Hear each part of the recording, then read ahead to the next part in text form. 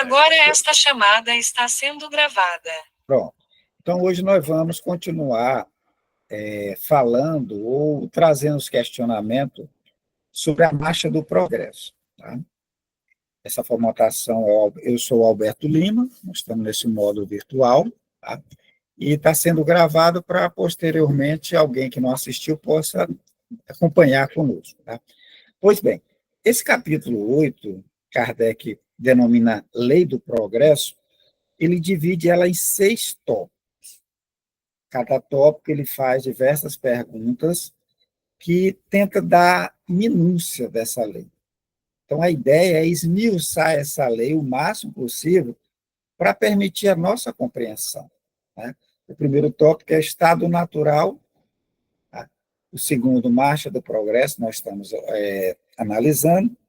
Ele vai para o terceiro, vai falar de povos degenerados, civilização, depois o progresso da legislação humana, e, por último, ele vai tocar no ponto da influência do espiritismo no progresso. Mas hoje nós vamos, então, continuar a marcha do progresso com a questão 781. Na 781, ele questiona: é permitido ao homem deter a marcha do progresso? Né? Então, progresso é movimento para adiante. Segundo o meu dicionário, né, .org, é o movimento para adiante, ou seja, não retroage, é sempre para frente. É uma evolução gradual de um ser ou de uma atividade, é um aumento gradual, um melhoramento, aperfeiçoamento, um adiantamento. Então, progresso dos meios de transporte. Primeiramente, a gente só andava a pé. Lá nos nossos primórdios, o mundo conhecido se tornava um círculo, né, de aproximadamente de 30 a 50 quilômetros. Era o que as pessoas se deslocavam em um dia, 2 dias, né, era o que eles mais poderiam ir. Então, quando os antigos falam de mundo, né, que o mundo foi inundado, né, era aquele círculo ali. A gente não pode pensar em mundo, a ideia de mundo, que vemos lá na Bíblia, por exemplo, em Noé, a Arca de Noé, né, no mito da destruição, a gente não pode pensar no planeta inteiro. Era o mundo daquelas criaturas, que se abstinha ou era restrito àquele ciclo de 30 a 50 quilômetros. Então, quando Noé, né, fez a arca, né, segundo o mito da destruição, né, e foi inundado, não foi inundado o planeta inteiro, foi aquela região ali. Né? Então, houve um transbordamento muito grande e aquele povo ali, aquele que eles conheciam, né, que sobreviveu. E isso fica claro porque depois que passa os 40 dias, que a arca, as águas baixam, né, e que eles descem, estava só Noé e sua família, seus filhos e as noras. Né? Mas depois da briga lá, eles começam a se expandir. Se era só Noé, né, se fosse uma família clara, de pele clara, né, não haveria negro, não haveria depois orientais, né, porque tinha sido tudo destruído. Então, fica bem claro isso aí, que era aquele momento. Pois bem, melhoramento, aperfeiçoamento, o meio de transporte, a pé. Depois, o homem consegue domesticar o cavalo, né? Então, você já melhorou, você já se deslocava mais por uma área maior. Depois, faz uma carroça, né? Uma charrete. E vamos passar o quê? 5.000 anos, 6.000 anos com esse processo. Lento, né? Do cavalo para a charrete, né? Que era mais rápida, mais confortável. E no século XIX, no início do século XX, vamos começar com os carros, né? Motor a combustão, primeiramente muito devagar, né? E hoje, carros que obtêm altas velocidades, né? Deslocamento de trem, de navio. Né? Ou seja, houve um progresso no meio de transporte. Nós também podemos ver esse progresso na vestimenta, né? No início, só pelado, né? Depois, utilizando peles de animais, depois se aprende a trançar as fibras, né? Hoje nós temos tecidos sintéticos, né? Nós vamos ver progressos nas comunicações, no grito, sinal de fumaça, pombo-correio, que já foi um avanço, que era mais rápido, né? Hoje, depois, o telégrafo, né? Depois do telégrafo, telefone, agora o telefone sem fio, internet. Então, o progresso sempre vai acontecer. O que se percebe inicialmente lento, depois ocorre uma verdadeira revolução nos meios, né? Pois bem, é permitido ao homem deter a marcha do progresso? Vocês acham que uma pessoa, né, ou uma nação, se fosse o caso, poderia impedir que isso acontecesse? E aí? Vamos raciocinar, vamos questionar, vamos refletir sobre isso? É possível, gente, que alguém resolva barrar o progresso? Por exemplo, os progressos na área das relações, né, por exemplo, de casta, né, que temos lá na Índia, né? Ou seja, cada criatura não há castas, né? Os servos não podiam se misturar com a outra casta, dos comerciantes, a casta dos religiosos, a casta dos dirigentes. Na Índia era proibido, né? E permaneceu por muito tempo, mais de 2.000 anos, esse sistema de casta. Né? Isso não era uma forma de impedir a marcha do progresso, não, de haver mais relações sociais? Eles conseguiram impedir? O que vocês acham?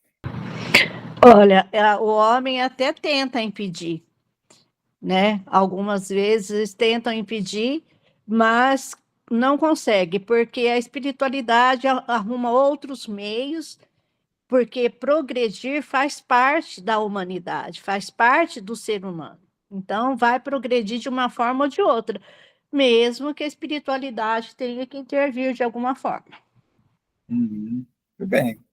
Alguém mais? Eu acho também que não consegue deter porque o progresso ele aparece em diversas partes do planeta. Então, enquanto uma comunidade, um povo não quer progredir, mas outro está progredindo. Então, assim, em algum momento a gente sabe que a tecnologia, alguma coisa vai chegar para aquele pessoal mais remoto. Sim, muito bem. Alguém mais quer se pronunciar? Então, é Isso mesmo, permitido. Alberto. É uma lei, né? Aquela lei natural, divina, que ela tem essa força que nos impulsiona, né? Mesmo que tenha um que queira, como se diz, travar esse progresso, mas, como a Armin já falou, Cida, a espiritualidade, ela arruma algum meio, né, dela seguir seu curso. Vamos dar um exemplo. O Talibã, né? Esse movimento ali na região do Oriente Médio, né? Que é muito radical com relação ao tratamento às mulheres, né? A questão religiosa, né? Eles conseguem deter esse avanço, essa mudança, né? Essa libertação das mulheres, mesmo fechando um país, um grupo. Vocês acham que eles conseguem segurar por muito tempo isso? Eles conseguem deter realmente? Ou seja, mesmo se fechando ali, né? Com aqueles hábitos, aqueles costumes bem antigos ainda, eles dão uma segurada, mas eles vão conseguir deter, né, essa liberação ou esse empoderamento das mulheres, essas relações sociais mais liberais. O que vocês acham? Eu creio que não. Isso daí não vai durar muito tempo, não. Até porque já tem movimentos já de mulheres se levantando, não se submetendo àquele tipo de coisas que eles impõem lá. E vai, é igual a nossa a amiga falou, a marcha do progresso ninguém consegue impedir, porque é uma coisa de Deus e faz parte da humanidade. E não há retrocesso, não tem como. Eles podem fechar tudo, criar muralhas, fazer o que for. Mas, né, nós já vimos cair o muro, né, que separava o país lá, o muro de Berlim já não foi derrubado. Então, tantas coisas assim que acontecem e vão acontecer que não tem como, porque é uma coisa de Deus, né? E não tem como eles fazerem isso daí por muito tempo, não, por mais que tentem. Mas vai chegar a hora que isso daí vai ser derrubado também. Muito bem, vamos ver então a resposta de Kardec. Então, todos estão na mesma lei, ou seja, não, né? Não é permitido o homem deter a marcha do progresso. Mas ele fala, professor, mas pode entravar algumas vezes, né? Por exemplo, o Talibã está lá tentando entravar, né? A questão da liberação das mulheres, ligada a hábitos, né? A costumes bem rigorosos, ele está tentando, né? Entravar, né? Ou seja, segurar um pouquinho a lei, não deixar aquilo andar como naturalmente, né? Então, é possível entravar um pouquinho, né? Mas deter não tem como, né? Vai chegar um momento em que vai haver revoluções, né? Revoluções sociais, como já aconteceu, né? Povos que se fecharam, né, com um sistema que não permitia a liberdade, né? Com pouco tempo, ou passar dos anos, você percebe rebeliões ou revoluções que surgem naturalmente, né? Não é que se alimente a ideia de revoluções, né? Mas elas vão surgir dentro do próprio sistema. Essas insatisfações que percebe com relação à liberdade de expressão, né? Vão começar a surgir quando pensa bem menos pensar, o muro de Berlim cai, né? O muro caiu, né? Aqueles povos que estavam separados, porque alguns homens resolveram criar o muro para impedir, ele foi derrubado. E isso é progresso, né? Foi entravado por algum tempo? Foi, né? Mas não impede o progresso da liberdade, o progresso nas relações, né? O progresso na fraternidade entre os homens. Isso é algo projetado pela divindade, que todos nós seremos ou nos tornaremos criaturas fraternas. Vai chegar um tempo que eu vou topar com alguém de um outro país e eu vou vê-lo como um irmão, mesmo ele tendo nascido em outro país. Vai continuar os países? Vai. Mas eu não vou tratá-lo como alguém perigoso, alguém que não mereça o meu respeito, né? Isso é progresso. Ou se hoje eu ainda vejo com maus olhos um estrangeiro, né? Se eu ainda estou nessa vibe ou nesse pensamento, vai chegar o tempo que o meu pensamento vai mudar. E eu vou olhar como uma pessoa, como um irmão meu, que está, por diversas razões, morando em outro local, que não próximo, que não no meu país, né? Ok? Tranquilo? Então não se pode deter a marcha do progresso. Mas é possível entravá-lo em alguns momentos, que a gente já viu, né? A gente já viu, mas ela termina sendo rompida, né? Países, né, que estavam mantendo isso, aqueles valores, simplesmente deixam de existir, né?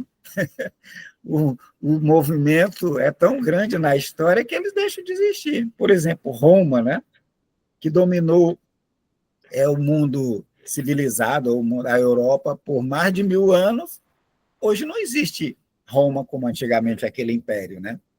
A marcha do progresso fez com que ruísse, o que a gente vê de Roma são apenas as ruínas, né? É bem engraçado isso. Vamos lá? Vamos para frente? Kardec não fica satisfeito com a resposta, muito curta, né? E ele faz a questão 781A. O que se deve pensar dos que tentam deter a marcha do progresso e fazer com que a humanidade retrograde? Está lá a criatura, não pode haver, as mulheres não, por exemplo, as mulheres não podem ter liberdade, tem que manter como está escrito há 1000 anos atrás. E tentam estabelecer uma volta aos costumes antigos. O que a gente deve pensar disso, dessas criaturas, né? Que tenta fazer uma retrogradação da humanidade? O que a gente pensa deles? O que a gente pode pensar dessas criaturas que tentam ser essas travas, né, na marcha do progresso? São dignos de compaixão, de pena, né? Porque eles vão ser engolidos por tudo aquilo que eles mesmos estão criando. Porque o progresso vai acontecer no tempo determinado por Deus e eles simplesmente vão desaparecer. Né? E o pior é que eles fazem isso em nome de Deus, né? Também, Para eles né? conseguirem controlar as mulheres e todas as pessoas, é como se fosse lá, tivesse escrito que tem que ser daquele jeito, né? Né? Nós podemos levantar, por exemplo, na história, um personagem, né? Sócrates, né? Sócrates chega no tempo em que os costumes, né, eram muito bárbaros. E ele começa a instruir os povos, as criaturas que estavam ao seu redor. Então, ele é acusado pela a classe religiosa de corromper a juventude. Ele estaria estragando a juventude porque ele estava ensinando as pessoas a pensar, né? E acusam ele de estar nesse processo de corrupção. E Sócrates continua a sua tarefa, é preso, vai para julgamento, e ele é condenado a beber veneno, era a lei. Então, ele botava o veneno, o próprio prisioneiro ia tomar o veneno, né? E os amigos deles arranjam, né, um meio de fazer com que ele fuja. Sócrates, olha, nós conseguimos corromper os guardas, você vai fugir.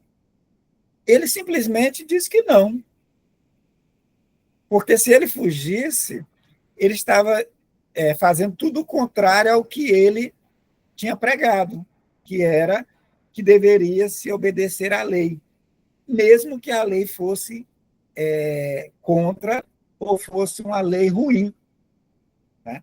Era o ensinamento dele. Então, era uma lei ruim? Era, mas ele tinha que se submeter à lei, ele não podia fugir. Então, o que se vê? Sócrates é um personagem que praticamente chegou até nós. Todos ouviram a história de Sócrates. Mas daquelas criaturas que tentaram barrar o progresso das ideias de Sócrates. Alguém lembra dos socráticos, dos sofistas? Né? É Alguém claro que lembra não. desse personagem? Não. Ninguém fala deles, até porque o Sócrates virou um imortal, né? Com a sua filosofia. E esses que fizeram isso daí foram engolidos, desapareceram, ninguém nem toca no nome deles. Não é? É, Você. Jesus também, né? Então foi morto em nome de Deus também. Né? Estava ensinando às criaturas uma nova maneira, ou não a nova maneira, era ensinando a lei divina, que estava muito corrompida com floreios, com formalismo. Jesus vem ensinar a lei, né? Que a lei é o amor, a fraternidade, né? A caridade, a benevolência. Ele vem ensinar. Vai ser preso, né? Ele não foge, né? Ele podia ter fugido, sabia que ia ser preso, mas ele não foge. Passa por todo aquele martírio. Alguém lembra daquelas criaturas que o prenderam, né? Que tentaram deter a marcha do progresso, que viria posteriormente, após Jesus? Jesus todo mundo conhece, né? Ele divide a história. Mas dessas criaturas que tentaram barrar essa nova doutrina de libertação da verdade, ensinando a lei divina, né? Ela continuou. Era o progresso que a gente tinha que atingir, né? Mas aquelas criaturas que fizeram tudo, né, corromperam para barrar a marcha do progresso, né? Ninguém lembra, né? Então o Espírito de Verdade vai nos falar que pobres seres, né? Então, quem tenta barrar o progresso são pobres seres, né? Aí ele coloca, Deus castigará, mas esse castigo é na visão espírita, né? Não vamos usar esse castigará aí na visão, né, do catolicismo ou dos evangélicos, não. Castigará é que a pessoa vai ver os próprios erros. Porque, imagine aí, você está lá como um talibã, né, homem, né, você coloca-se na posição de soberano e as mulheres não têm nenhum direito. Qual é o castigo divino aí, na visão espírita?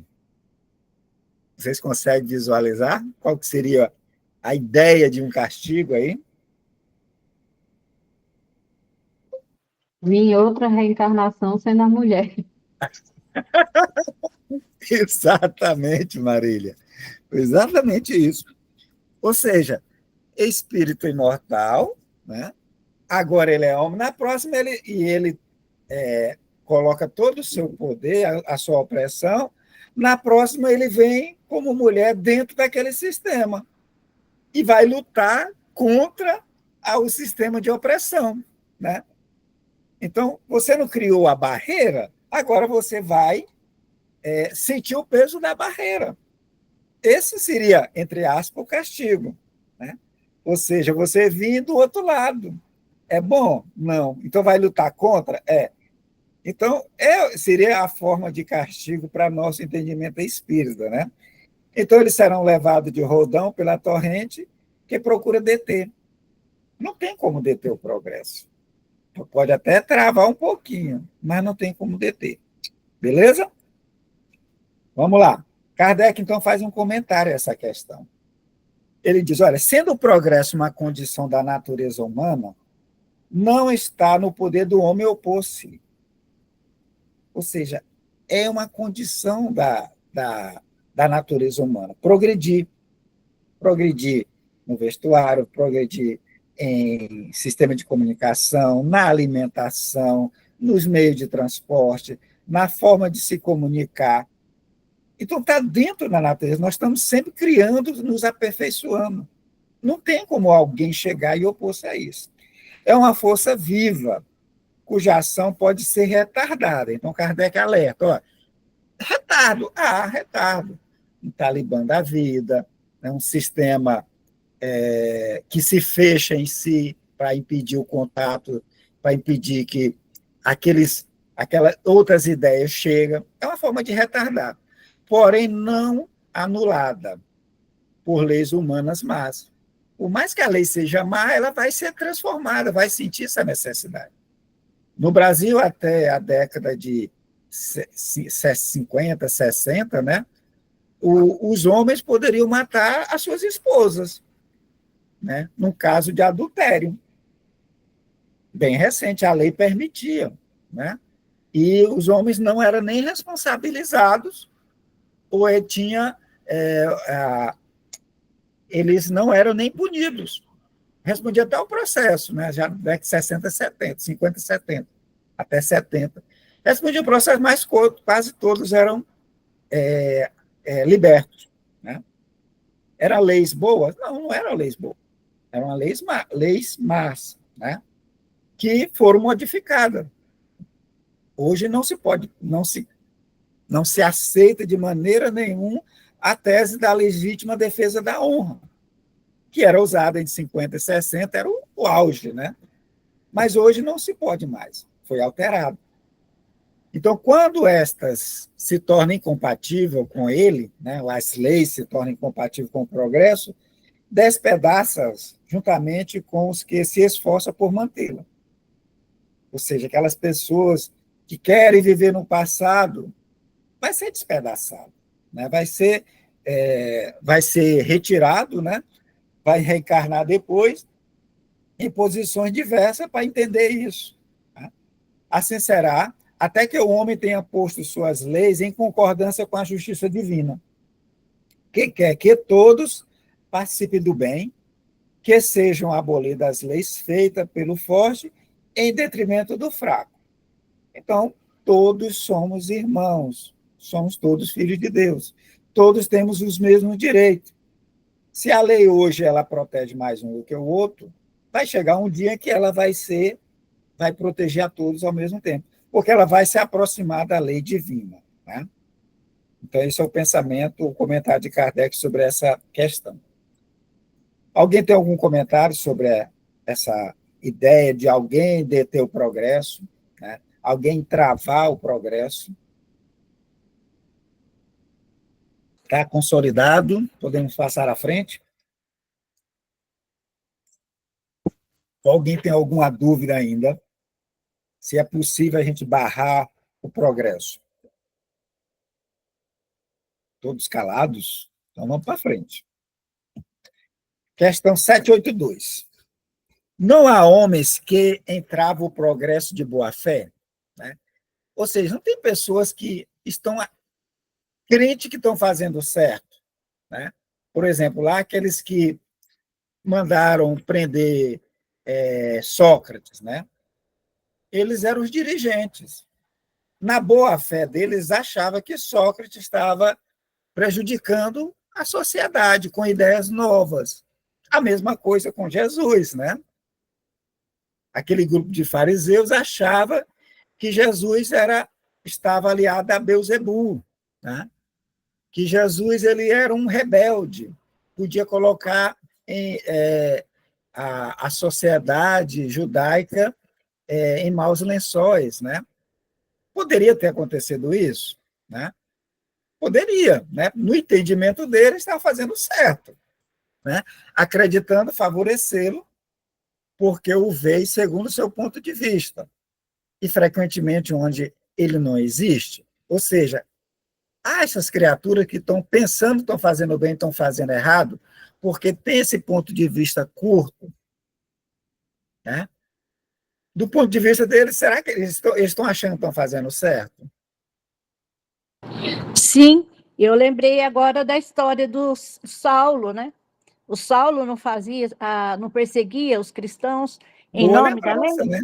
Boa né? lembrança, em nome da lei, E exatamente. depois que ele se transformou em Paulo, aí fala, encaixa bem dentro desse estudo que a gente está tendo hoje. Aí quando ele se transformou em Paulo, ele foi pagar, né? Ele foi ser perseguido, passou por um monte de problemas e tudo aquilo que ele tinha criado e ele mesmo tinha feito as leis, né? Sim, né? Bem E interessante. olha o que Boa ele lembrança, passou. né? Boa lembrança. Sim. Então, Kardec faz esse questionamento, né? Mas acho que às vezes a pessoa está achando que está fazendo certo, né? Porque o ponto de vista acanhado é o que ele entende, né? Aquilo é que é o certo. Quando o outro chega, mudança, e, né? Há essas criaturas, né? Então vamos ver a resposta. Ô, Alberto, e Oi. quando a gente fala, é porque eu não sei da teoria de direito, mas quando a gente estudava, que dizia que os astrônomos da época acreditavam que não era o Sol que era o centro, né? E sim a Terra. O geocentrismo, né? É. Então, assim, depois, quer dizer, o ponto de vista da pessoa que acreditava, mas aí a gente viu que o progresso, depois, assim, que descobriu que nós era quem girávamos, né, em torno do Sol, então, assim, foi um avanço, né? Ó, perceba que Kardec, mesmo sabendo a resposta, né, ele faz a pergunta. Porque essa é a ideia do espírito. O espírita tem que questionar, né? A gente não pode só simplesmente engolir as informações, a gente tem que questionar. A gente tem que usar o nosso raciocínio, né? Nós somos sempre chamados a usar o raciocínio, a esse questionamento frequente, não aceitar tudo, né? Voltando para o lado do espiritismo. O espírito falou, né? O espírito disse que era para fazer isso, aquilo, outro, que a reunião tinha que ser assim, que fulano tinha que fazer isso, aquilo, outro, né? E o espírita esquece desse momento questionador que Kardec nos ensina, né? Que a gente tem que questionar, será que isso está correto? Né? Será que o espírito sabe tudo? Né? Ou o espírito se engana? né? A gente tem que manter essa ideia de questionar. Não questionar por questionar, né? Por birra, mas estar sempre alerta para as informações que nos chegam, para a gente não engolir tudo como verdade. Então, Kardec faz essa pergunta: olha, não tem realmente pessoas que acreditam que estão fazendo certo, né? E fazem o errado, pensando que está correto, né? O Espírito de Verdade vai dizer: olha, pequena pedra posta sobre a roda de um grande carro sem impedi-lo de avançar. Ou seja, quando você está lá achando que está fazendo certo, mas se você está errado, né, é uma pedrinha pequena, vai ser arrastado, né? Vai ser esmagado, e é o que a gente vê. Vê com Jesus, a sua doutrina perdura, se sobrepõe, né? Aqueles que o perseguiam, passado 3 séculos depois, né, era a religião oficial de Roma, né? Ou seja, não tem como barrar o progresso, né? Não tem como. Mesmo eu me esforçando para fazer aquilo, mesmo com o meu ponto de vista acanhado ou errado. Ele vai dizer: olha, é uma pequena pedra ali, ele vai tentar, mas não vai conseguir, porque ele estava errado, né? Porque ele estava do lado errado do progresso. Tranquilo?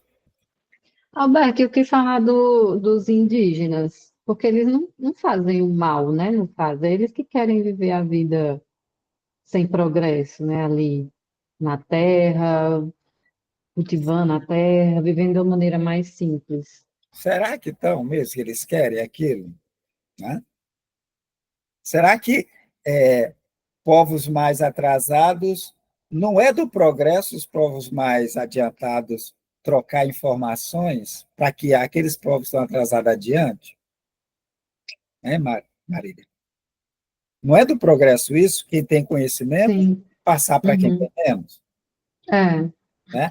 Ou essa ideia de querer mantê-los lá não é uma ideia contra o progresso, de achar que Também. poderia É. sobreviver num sistema em que não há mais terra, não há mais animais, para ele manter aquela cultura. Pode até tentarem, a um preço alto. A sociedade está bancando. Né? Tá. Olha, A minha experiência lá com os índios Guarani-Kauá foi chocante. Eu passei 60 dias lá com eles, né? E uma pobreza extrema ao lado da cidade de Dourados, uma cidade rica. rica. Os indígenas são tratados como indigentes, né? Como pessoas pequenas, como pessoas que estão ali para dar trabalho. Ou seja, que vive da comisseração pública. A FUNASA dá a cesta básica, dá assistência social, dá o meio de transporte, paga tudo, né? E nasce uma criança, vem mais dinheiro, vem mais verbas, ou seja, está vivendo da sociedade. A sociedade está bancando aquele sistema de vida. Do avanço da sociedade, né? A sociedade está avançando, né, as grandes fazendas, tomando conta de tudo, e aquela pequena pedra de tropeço, como ele coloca, né, sendo esmagado, né? Ou se adapta, ou se realmente aceita aquele progresso com novas tecnologias, novas informações e se transforma, ou vai ser esmagado. Alberto, Oi.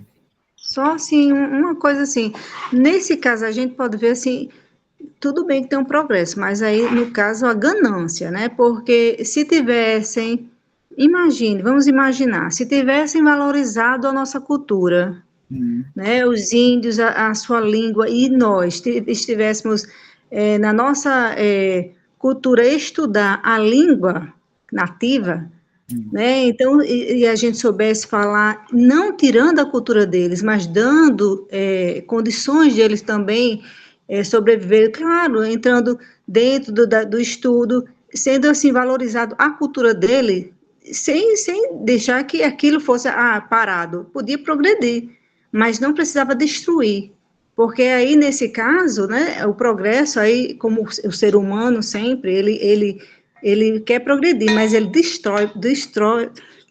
chega, engoli, destrói primeiro, para poder depois ver o que ficou, aí sim, vamos valorizar isso aqui como se fosse, assim, tipo um arranjo, isso aqui existiu. Mas talvez, se a gente tivesse, ou talvez não, certeza, valorizado a cultura deles, né, que seria parte nossa, é parte nossa também, aí seria diferente.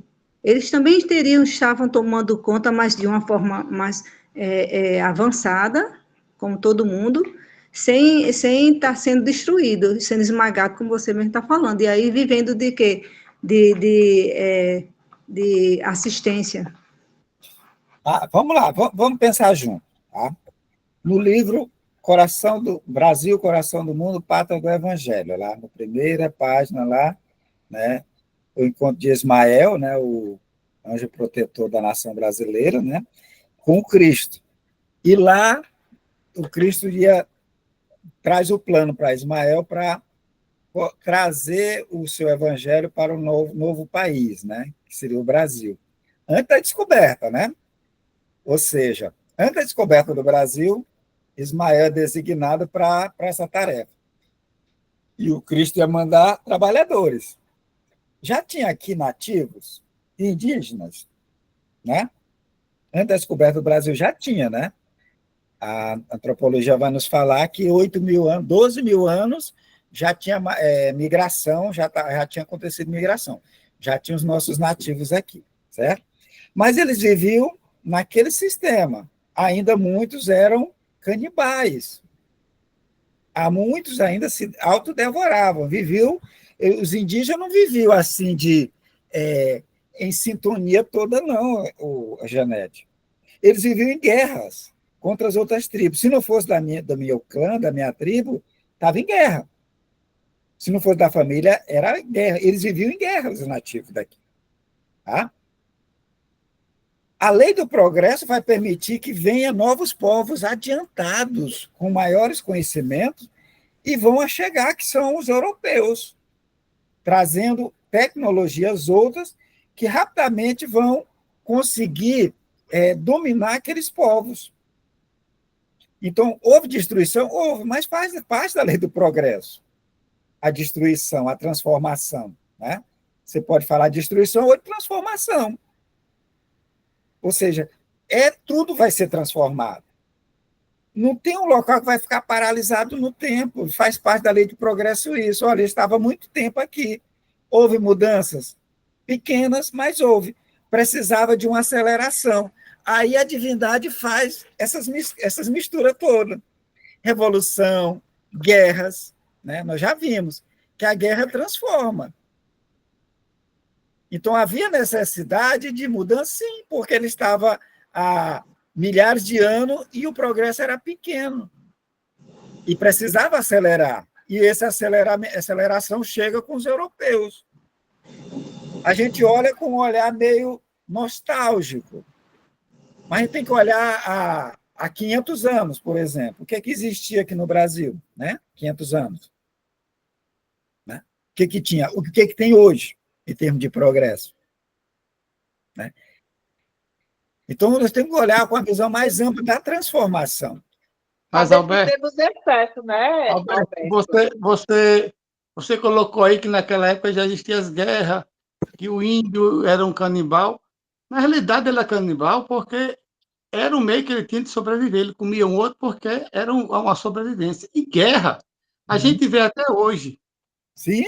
E mesmo assim, não dá o direito de ninguém matar ninguém por causa do progresso. Porque se a gente vê hoje, a guerra de hoje é só a ambição do homem. Ele não destrói um outro país porque ele quer melhorar, não. Ele destrói porque ele quer alguma coisa, tem naquele país que interessa o país dele. Entendeu? É o que está acontecendo hoje.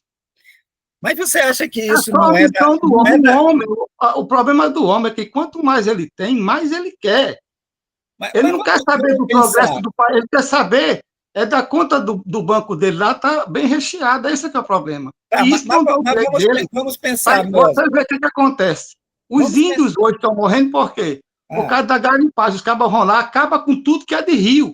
Aí, com isso, acaba o peixe, acaba a caça do índio, e assim vai. Que progresso é esse matando o índio? Que progresso é esse guerreando um país contra o outro porque eu estou de olho no seu minério? Ah, Isso vai chegar no Brasil, porque a gente sabe que a Amazônia é um lugar muito, muito valorizado. Vai chegar aqui, mas não é o progresso do país, é o progresso de quem tem mais. É a ganância do homem, entendeu? Esse é o ponto. mas vamos pensar um pouco. Tá? Vamos pensar um pouco. A guerra existe? Existe, não existe guerra? Tá? Por que que a guerra existe? Ela é autorizada ou não é autorizada pela divindade?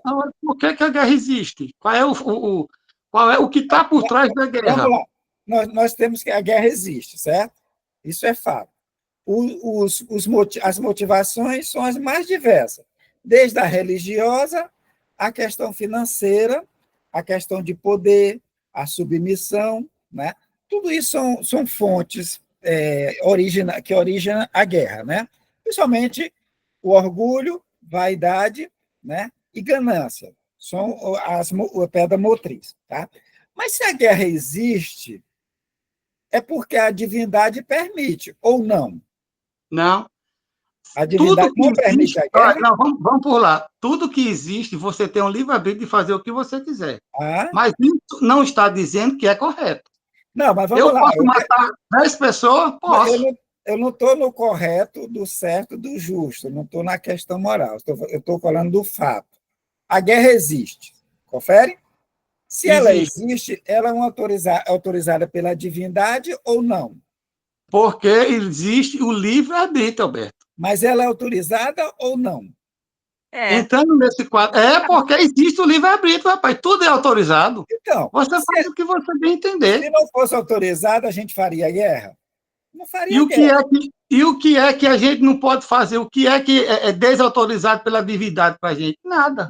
Porque a gente Nós tem o temos livre-arbítrio de o fazer nosso qualquer coisa. livre-arbítrio, mestre, é que a gente às vezes confunde. O nosso livre-arbítrio ele é relativo. Ele não é total. Só quem tem um livre-arbítrio pleno é Deus. Tá?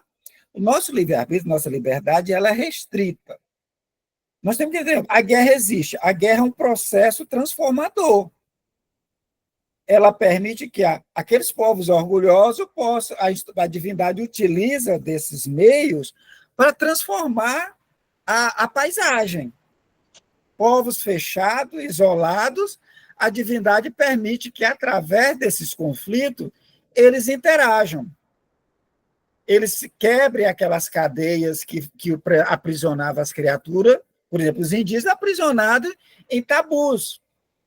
Quando chega às guerras, dizima muitas tribos, dizima. Né? As criaturas vão ser responsabilizadas pela guerra? Nós já vimos que sim. Ai daquele que provoca, certo? Mas ele é um instrumento transformador. Nós também vimos isso quando estudamos as guerras. Né? Lá atrás, é um processo transformador, lei de destruição. A guerra é um processo transformador. Ela mata? Causa dor? Causa. Mas é que a gente está com um olhar muito estreito.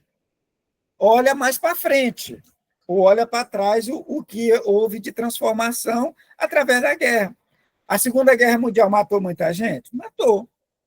Mas logo depois veio avanço da tecnologia, avanço nos farmáculos, avanço nas comunicações do meio de transporte. A margem da guerra trouxe tudo isso. E Em é progresso. compensação, mexa com aquele lá que foi mais prejudicado na Segunda Guerra. Entendeu, Alberto? Mas o que Entendeu? é o Eu poderoso perco aqui, hoje, mas eu vou me preparar para pegar você lá na frente. Isso não existe, o Alberto. que é poderoso hoje, a história mostra que amanhã vai haver só, como é que é? Ruínas. É Quem por era isso, mais poderoso do que Roma? Né? é por isso que a gente não vai evoluir nunca. Porque você acabou de dizer, eu vou me vingar lá na frente, porque vai ficar só ruim, né? Um matando o outro. Cadê a evolução? Não, olha, o Se indígena. se Mas, uma pessoa mesmo, chegar na sua casa, invadir sua casa, e diz, não, amanhã eu pego ele. Ou não pega? mas vem cá, nós não somos espíritos imortais?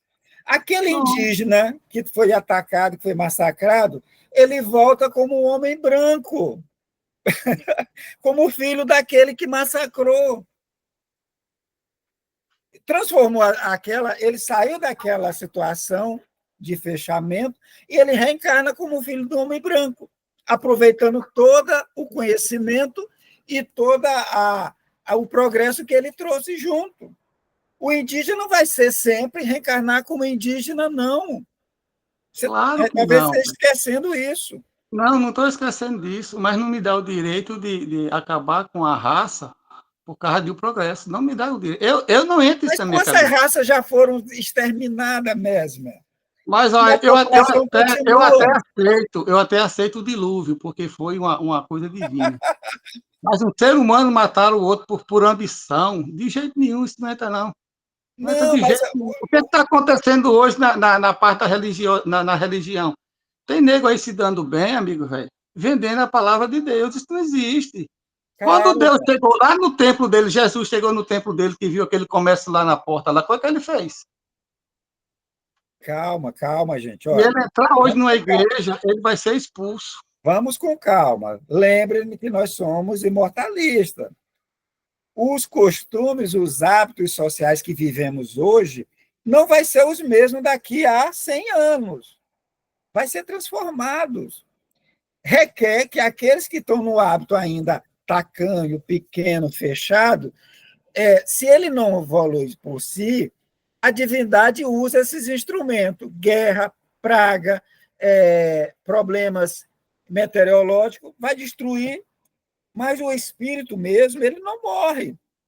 Ele vai reencarnar e vai continuar o seu progresso. É porque a gente está vendo aqui a matança, a morte como algo final, e não é isso. Morte não existe para nós. Tá? Morte não existe, vamos lembrar disso, somos imortalistas. Aquele que fez o mal, ele vai ser responsabilizado, isso não exime. Mas o que está chamando a atenção do progresso é que, quando citamos os indígenas, né, ou eles vão progredir rapidamente por uma interação, se ele não quiser, vai haver dizimação daquela raça. Mas que ele vai progredir, ele vai. Né? Ele vai ser uma pedra de tropeço posta na roda gigante do carro que vai tentar impedir, não vai impedir o progresso. Se o progresso é provocado por ganância, por dinheiro, isso independe. Todos vamos. Se hoje eu sou pobre, amanhã eu posso renascer numa família que tenha posses. Entenderam? Compreenderam aí? Eu ia até falar uma coisa que você falou depois, assim, que eu entendo disso, é justamente, tudo isso acontece, eu acho que pelo o grau de evolução que a gente ainda está. Por isso que ainda existe a necessidade de ter todos esses acontecimentos, né? E a gente acha tão absurdo, porque acho que já estamos num grau mais elevado, um pouquinho Não, acima ali. continuamos, exatamente, nós continuamos Então, assim, espíritos imperfeitos, a gente continuamos já está espíritos mais. imperfeitos, e o que a gente usa muito é esses instrumentos ainda, de matança. Mas Mas é uma se a gente matança fosse pensar. enganosa, né? É uma matança enganosa, Exato. porque ninguém morre. E Se a por que gente a fosse divindade pensar que. permite, né, essa matança? É, Primeiro, porque ninguém morre. Mas Segundo, vira obsessor, né? Nesse caso aí, entre reencarnar ah, para ser filho de alguém, ele pode transformar-se num obsessor também, né? sim, alguns pode. vão, e isso demonstra o quê? O grau evolutivo da criatura. Se ele quer se vingar ainda por causa de um povo nativo que ele foi exterminado, que ele não faz mais parte, ele não é um Guarani Kauá, ele está Guarani Kauá, né? Ele não é um norte-americano, ele está. Na próxima encarnação, ele vai nascer na África. Então, não tem. A gente está olhando com uma visão muito curta. Temos que estender daqui a 100 anos o que vai acontecer com o Brasil, né? Com os nossos indígenas. Né? Vão continuar mantendo esses hábitos? Pode manter a cultura, né? As músicas, as danças, pode levar. Agora, como é que vai sobreviver? O modo de sobrevivência dele tem que ser repensado. Tá? Uhum. Beleza? Vamos parar por Beleza. aqui? Vamos parar por aqui, que a gente avança. É tão empolgante que a gente termina andando pouco aqui. Mas a ideia é essa mesmo, né? Beleza, gente? Tem algum questionamento? É bom essa discussão, que tenha mesmo, para nós refletir, né? O posicionamento de um, as ideias do outro, nos auxilia, tá bom? É que tenha mesmo. Quanto mais gente discutindo, melhor. Tranquilo? Alguém tem alguma dúvida, alguma pergunta? Será que Fátima está aí? Eu não estou vendo ela. Fátima? Estou aqui. Oba! Essa voz é bonita demais. Seja bem-vinda, não, minha amiga. Agora Nossa, vamos precisar da sua ajuda agora. tá bem, obrigada. Vamos precisar de sua ajuda Certo. para nós fazermos a leitura. Tá tudo. Então, vamos lá. Vamos. Nós vamos... Não está disponibilizado para vocês, não? Tá, não. Por quê?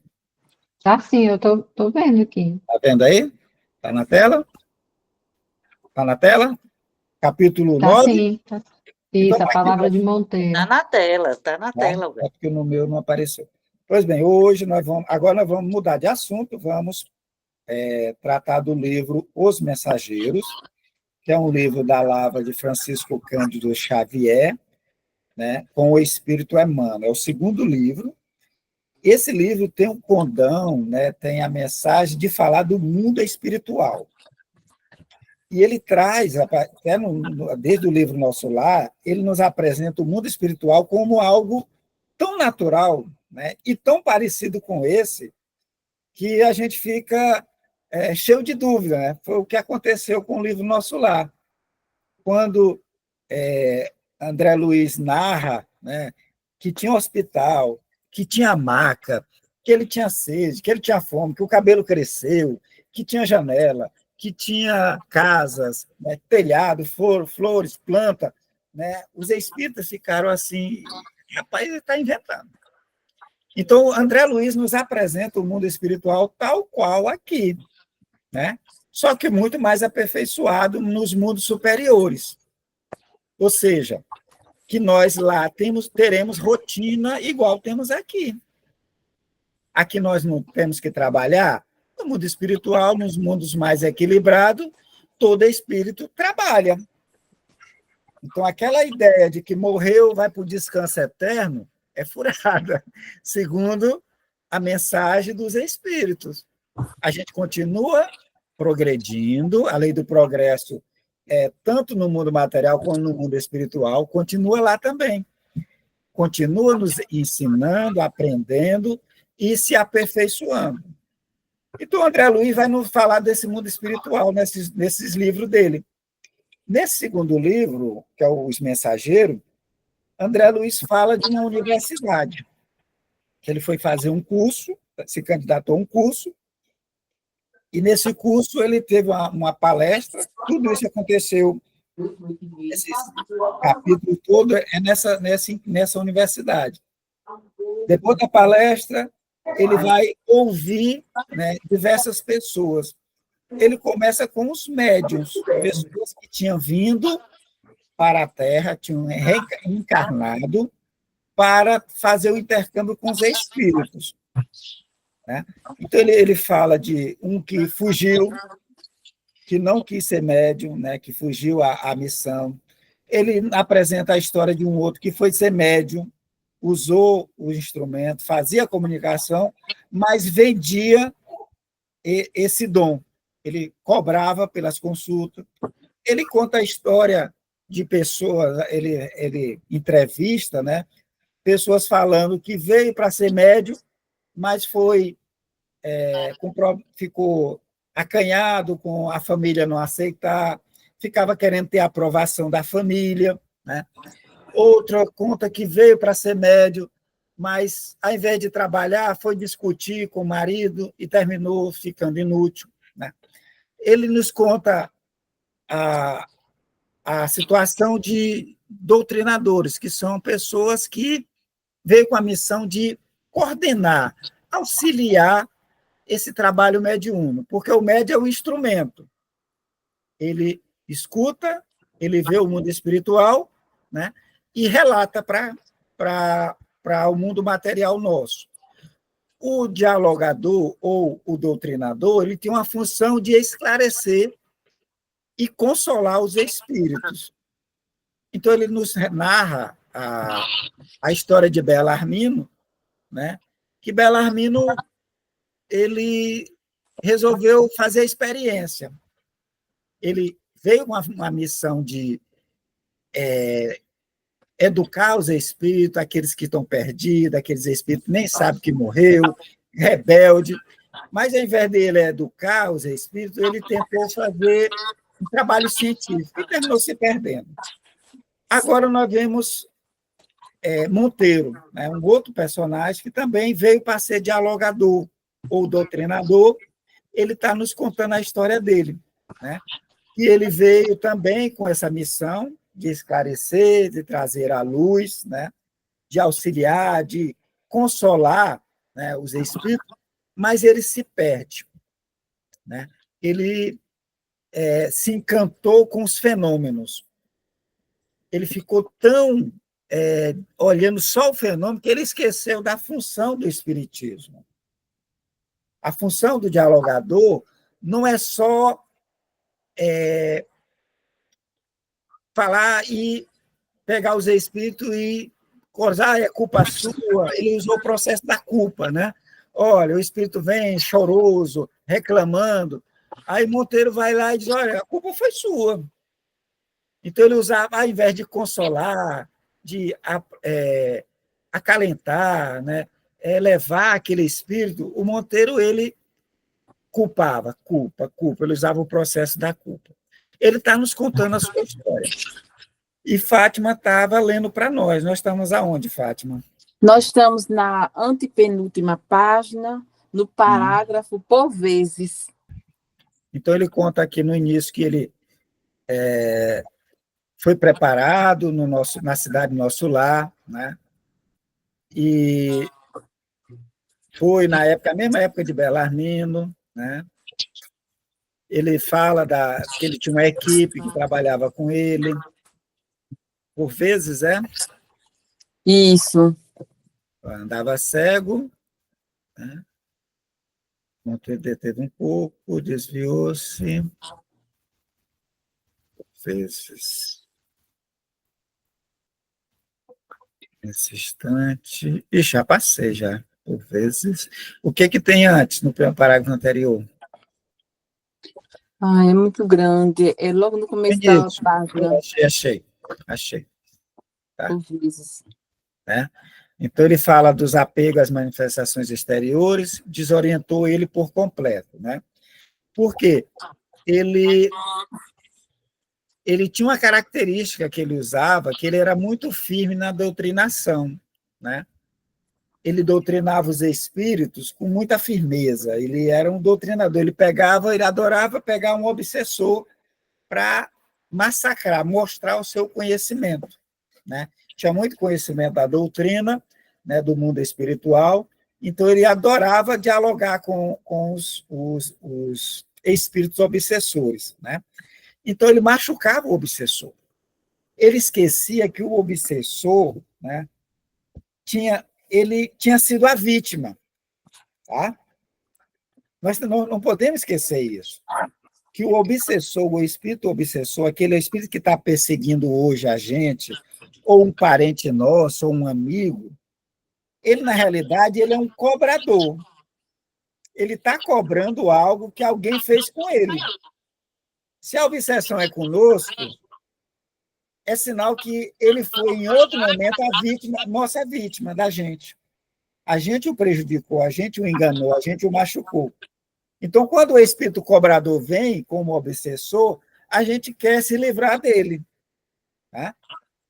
E o Monteiro pegava esse obsessor e, ao invés de consolar, pedir, trabalhar a questão do perdão, ele massacrava os obsessores. Né? Então, ele era muito duro com os obsessores. Falando como se ele fosse superior àqueles espíritos. Né? Ele pregava sempre uma superioridade.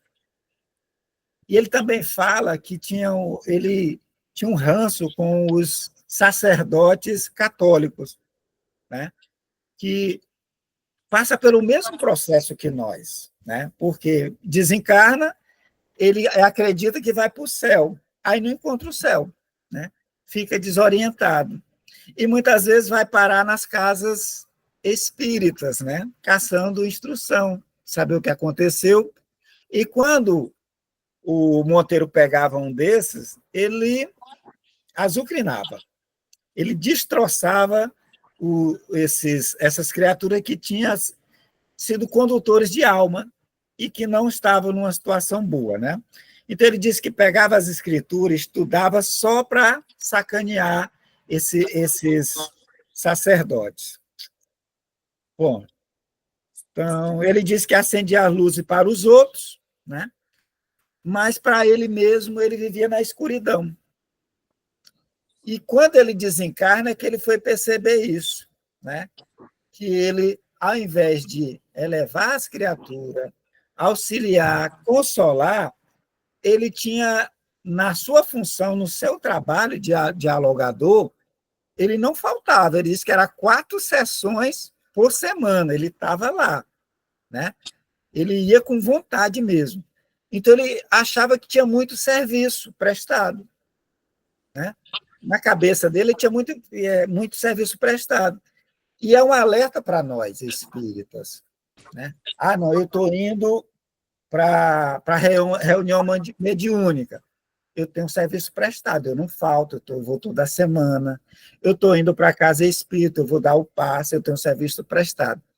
Então, é questão da gente se ligar, né, que muitas vezes a gente vai, mas achando que está com crédito.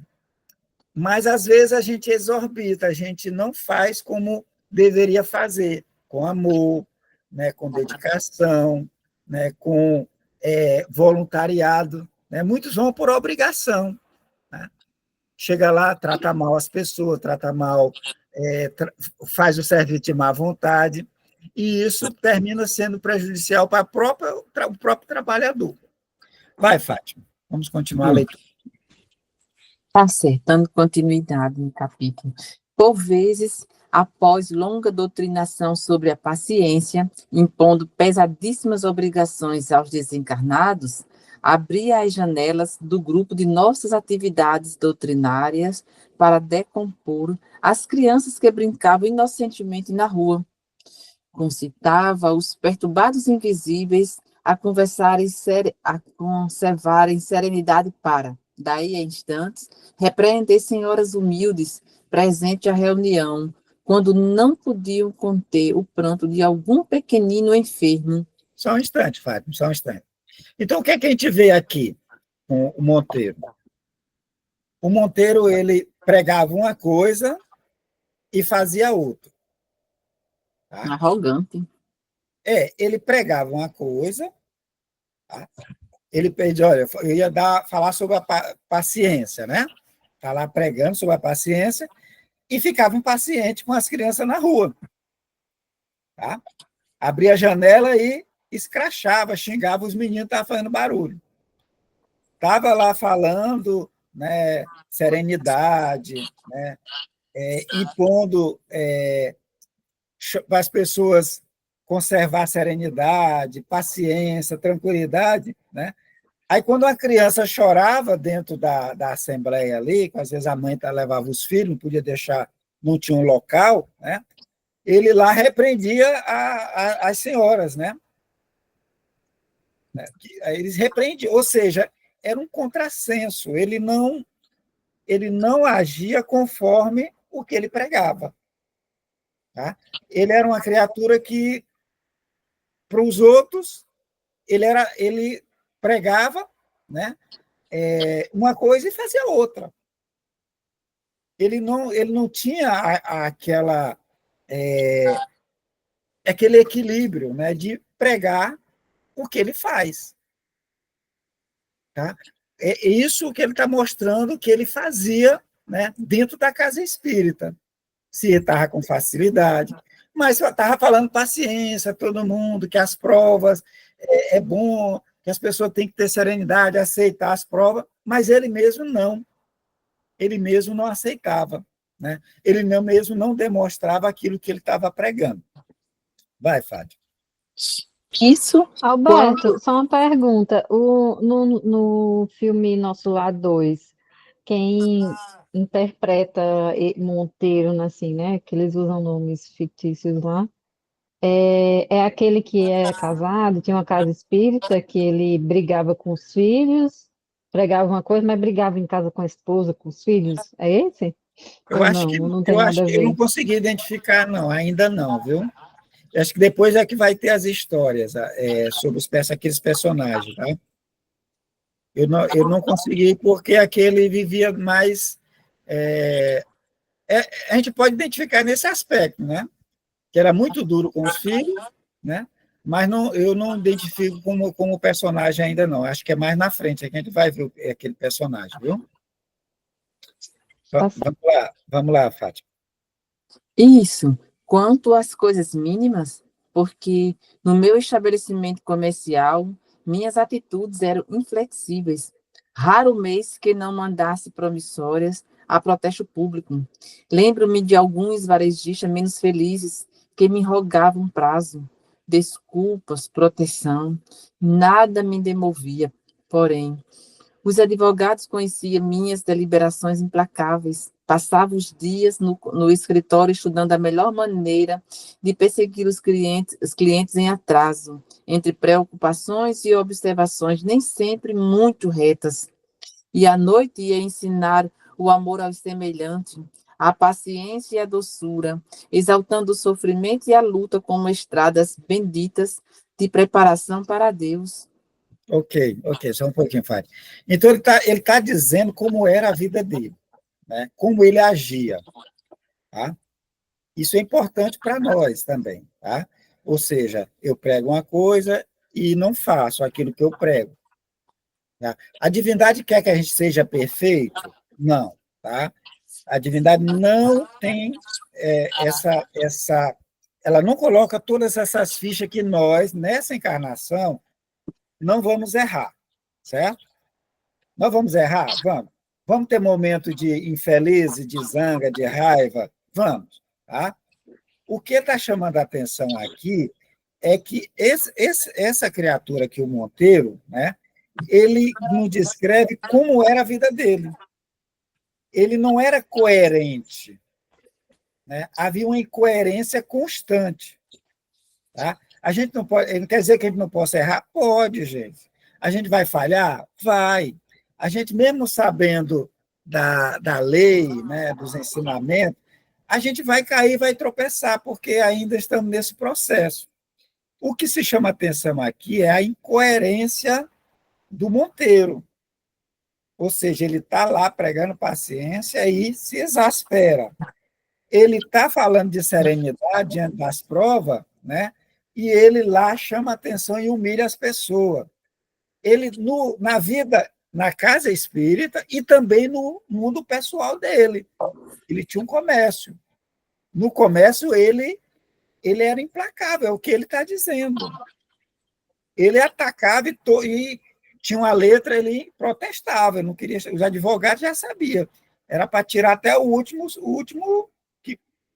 dinheiro que ele conseguisse das criaturas. E não adiantava pedir, né, tempo, prazo, não. É ele que está falando para nós. Nada demovia ele desse afã. O dia ele fazia isso, analisando como conseguir o dinheiro daqueles que estavam devendo a ele, e à noite ele ia ensinar o evangelho. Né? À noite ele ia ensinar o amor aos semelhantes. Vejam a incoerência dele. Ele nos relata como uma permanência dessa incoerência. Não era algo assim esporádico. Era a maneira dele viver que era desse jeito. Né? Pregar o amor semelhante, a paciência, a doçura, exaltando o sofrimento e a luta como estrada bendita de preparação para Deus. Ou seja, o conhecimento que ele passava era teórico. Ele não vivenciava isso. Ele sabia o conhecimento, ele tinha o conhecimento da doçura, que o caminho era a paciência, né, que o caminho era o amor semelhante, mas ele não vivenciava. O Monteiro não vivenciava isso. Ele era incoerente e uma incoerência constante. Tá? Aí, Alberto, eu não posso errar. Pode, gente, porque eu sou espírita, eu não vamos errar. Agora, tente o máximo, errar o mínimo possível. Tem coisa que a gente é vicioso e vai insistir, vai errar, vai cair, mas está sempre com aquela ideia, poxa, eu tenho que alterar. Se eu erro, eu não posso ficar criticando o outro. Eu não posso me achar superior ao outro eu errando. Era o que Monteiro fazia, cheio de erro, e se achava superior às outras criaturas, o desencarnado e também o desencarnado. Então, a divindade não espera que a gente não erre, ele sabe que vamos errar, que vamos tropeçar. Não uma vez, mas diversas vezes. Mas a gente tem que ter uma coerência. Se eu erro muito, eu não posso exigir do outro uma perfectibilidade, uma perfeição que ele não tem. Puxa, mas eu não consigo acertar, por que eu vou exigir que o outro acerte sempre? Né? Essa coerência que a gente vai ter que ele não desenvolveu. Vai, Fátima. Andava cego, não conseguia perceber que a existência terrestre, por si só, é uma seção permanente. Talhava o espiritismo a meu modo, toda a proteção e garantia para mim e valiosos conselhos ao próximo. Além disso, não conseguia retirar a mente dos espetáculos exteriores. Fora das sessões práticas, minha atividade doutrinária consistia em vastíssimos comentários dos fenômenos observados, duelos pavorosos, narrações de acontecimentos insólitos, crítica rigorosa dos médios. Só um instante. Então, ele está descrevendo como foi a vivência dele. Tá? Ou seja, ele esqueceu que a vivência na Terra é uma etapa da vida. Tá? A nossa vivência hoje aqui é uma etapa, a gente continua vivendo quando a gente desencarnar. Aí o que é que ele pega o espiritismo e molda conforme o interesse dele? Ele fala isso, olha, talhava o espiritismo a meu modo. Ou seja, eu posso fazer tudo, o outro não. Toda a proteção para mim, né? Garantia para mim, para os outros, só conselhos. Ou seja, ele era pródigo de conselho, mas não praticava. O problema era a prática. Ele sabia a teoria, né? Ele tinha o conhecimento, mas o conhecimento teórico, ele não praticava. Ele só cobrava do outro. Ele era pródigo. Aí ele diz, né, que ele ficava focado no fenômeno. Olha, o espírito apareceu, nós discutimos isso, aquilo, outro, né, o duelo que ele teve, como ele conseguiu convencer o espírito. Ou seja, crítica em cima dos fenômenos e também dos médios. Então, ele não aliviava, ele só conselhos, mas ele não praticava o que ele ensinava para os outros. Ele considerava que ele estava livre da prática do evangelho. O evangelho é para o outro, não é para mim.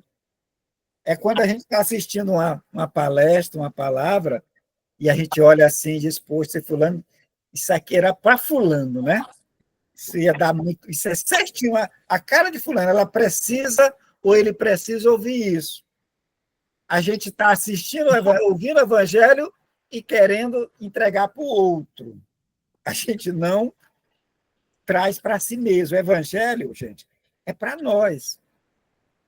O evangelho é para nós. A mensagem que o médium recebe, que o dialogador recebe ali na reunião mediúnica, é primeiramente para a equipe. Aquela mensagem é para a equipe, para os trabalhadores. Primeiramente é para a equipe, aquela mensagem, aquela situação, aquele caso é para a equipe. Por isso que se bate na tecla. Gente, grave as reuniões. Hoje nós temos muito meio, bota um celular gravando ali, ou um gravadorzinho, para que depois se analise, olha, o que foi falado foi isso. Para que a equipe veja, escute e reflita sobre o ensinamento. Não para a crítica, mas para entender e absorver o conhecimento ali que é repassado. Se o trabalhador está ali na equipe e ele não escuta, ou ele não sabe o que foi feito, ele não valoriza aquilo. Que mensagem foi? Eu não sei o que foi falado. Então, sempre, se você olhar, Chico gravava, Divaldo grava, né? A reunião de Kardec ele era anotado.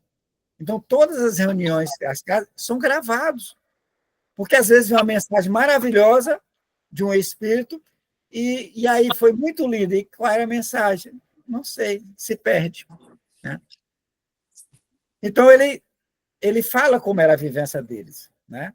Atividade, vastíssimo, comentário dos fenômenos observados, duelos, narração de acontecimento, crítica, né, rigorosa aos médios. Né?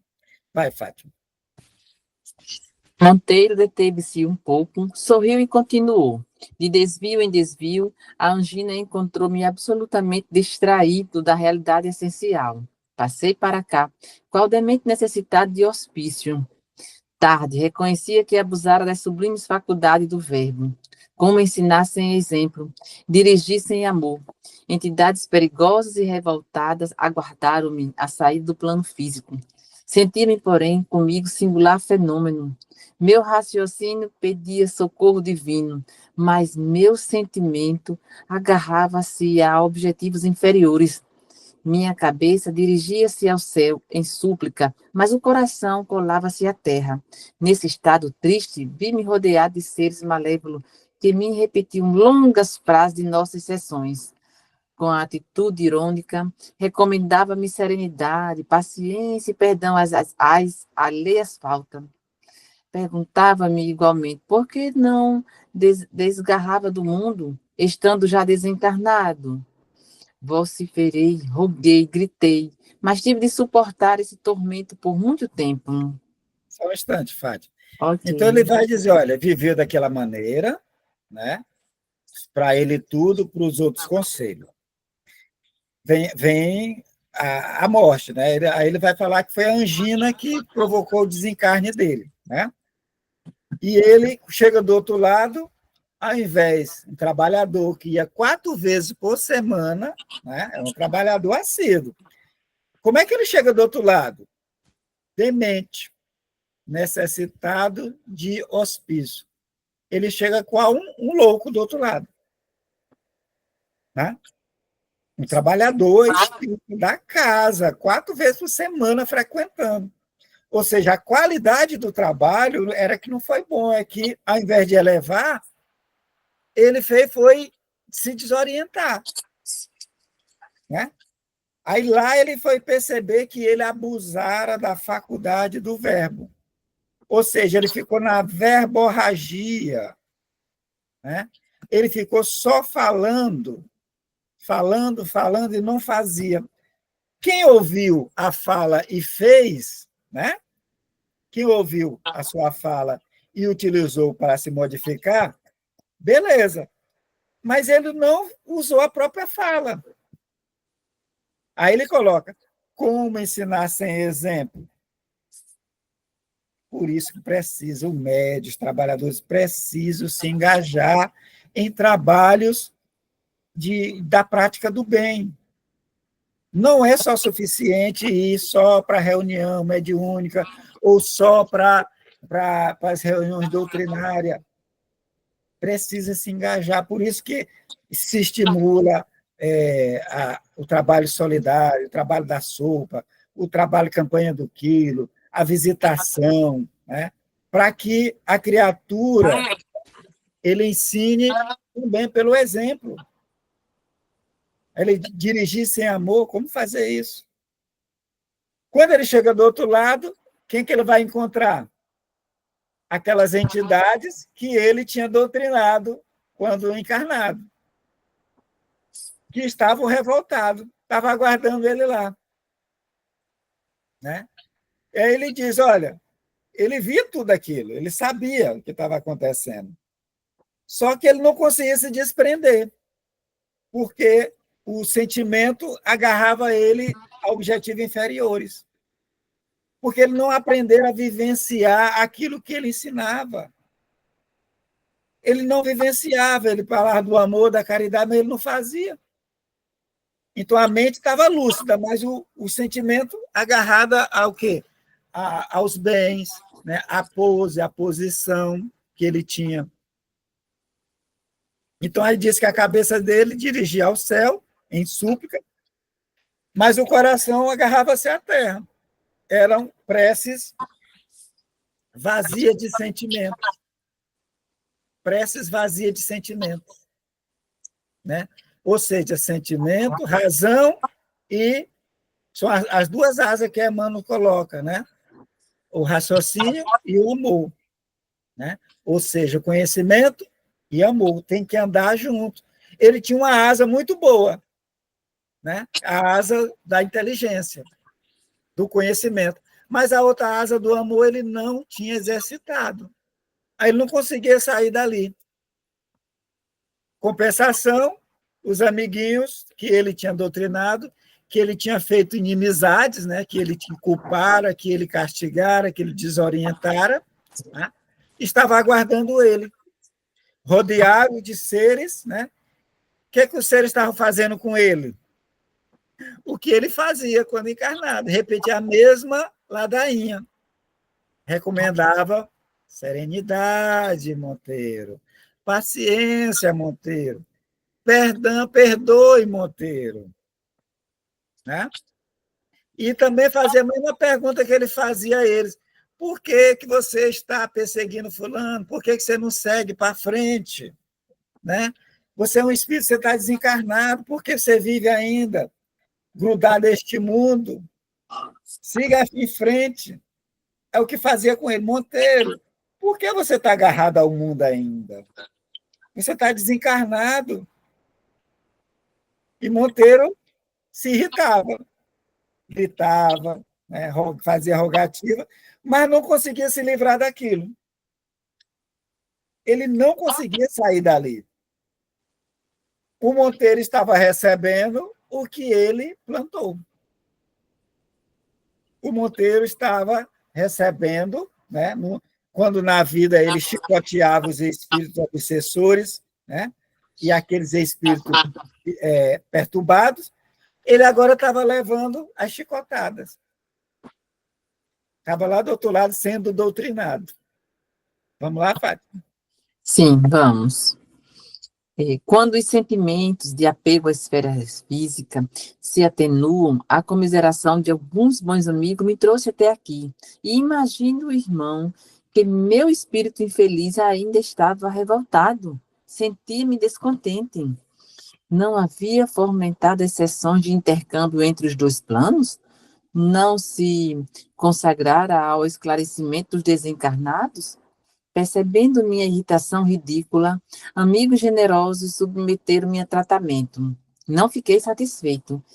Pedi à ministra veneranda uma audiência, visto ter sido ela a intercessora da minha oportunidade. Queria explicações que pudesse atender ao meu capricho individual. A ministra é sempre muito ocupada, mas sempre atenciosa.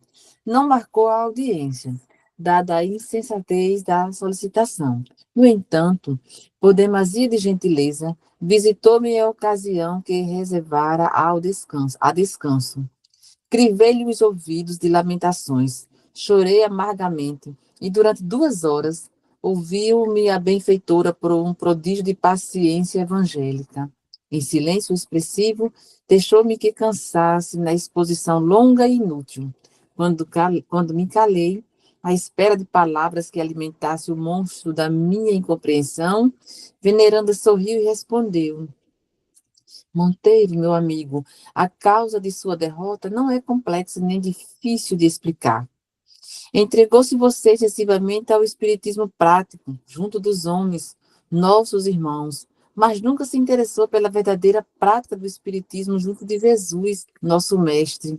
Nesse instante, Monteiro fez longa pausa, pensou uns momentos e falou comovido. Desde então, minha atitude mudou muitíssimo, entendeu? Aturdido com a lição profunda, respondi, mastigando palavras, como quem pensa mais para falar menos. Sim, sim, estou procurando compreender. Obrigado. Então, Monteiro ficou um tempão lá ouvindo doutrinações. Um tempão, né?